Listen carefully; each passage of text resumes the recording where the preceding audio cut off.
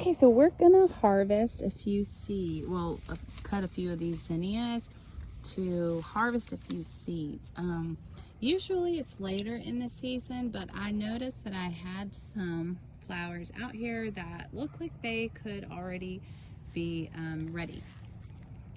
So you see how you have some like this that still has color, but the petals have begun to go brown, and then this, you see this one, but the stem is still green. So that's important. You don't want to pick something that is dead because of drought or too much watering or whatever.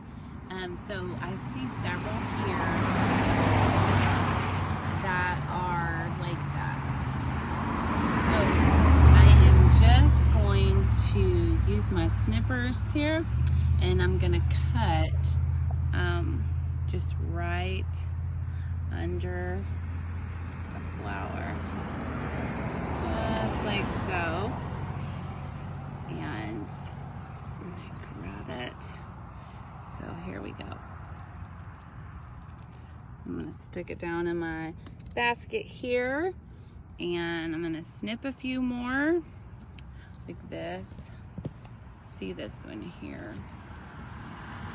And the key also is you want to make sure they have had time to dry. So I'm gonna go ahead and snip this one as well, and down in the basket. And I'm just gonna do a few more like that I see, and then take the seeds out. See, like this one, I just cut this one, and literally the seeds were already falling right off. A zinnia seed looks like a little arrowhead, and so yeah, I literally just snipped it, and the seeds started falling right out. Okay, so now we have some of our zinnias here. My cutting got cut short because it started raining. That's okay. I just got a few. I'll get more later. So I'm just gonna take one and see how that looks.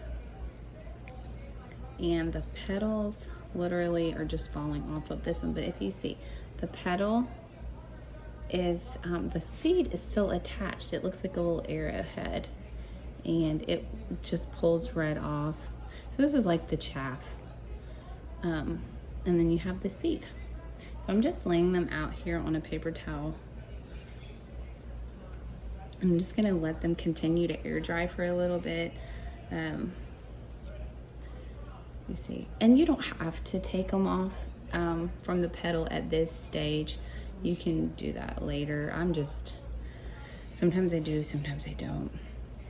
So I'm literally just pulling them all off. Look at all of these seeds. I'm just gonna lay them out and just keep going. Then I will store these. And I had ordered literally off of Amazon some little brown paper sacks, and I'm just gonna literally store these in those paper sacks and label what it is, and I'll keep it in a cool, dry place until I get ready to plant them next spring. Some people say you can store them in the fridge. That's really at your discretion. So, yep. Just like this. These, just these little teeny tiny sacks. They have them all in all different sizes. So if you want bigger ones, you can get bigger ones. Sometimes I need bigger ones as well. Okay, so this is what we have. Just from those few little flowers, I got all of this. So this here is just like that's just like the chaff.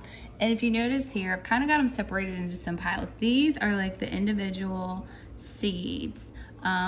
These are a little bit different color, which means they are probably not ready. I took a chance by cutting a few that still had color on them In my experience with this, it's sometimes they're ready, sometimes they're not. And I took a gamble and I don't think those are quite ready. However, these are dark and they are ready. Now, if you notice this big pile here, this is a mixture of the seed and the chaff.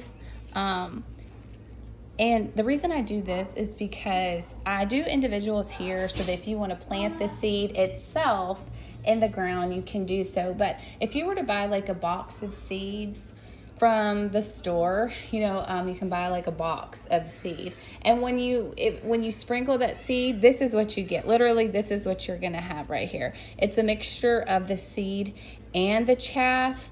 It's just easier whenever they're harvesting these. It goes much faster, and a lot of this comes from the actual middle of the flower itself. So this is just sprinkle. You want to take this, you just get your ground ready and you just sprinkle it everywhere, and that's what this is for. So I just kind of do both. These are more for when I want to like strategically plant it, and this is just for sprinkling in an area, wide area, just to kind of get it all covered.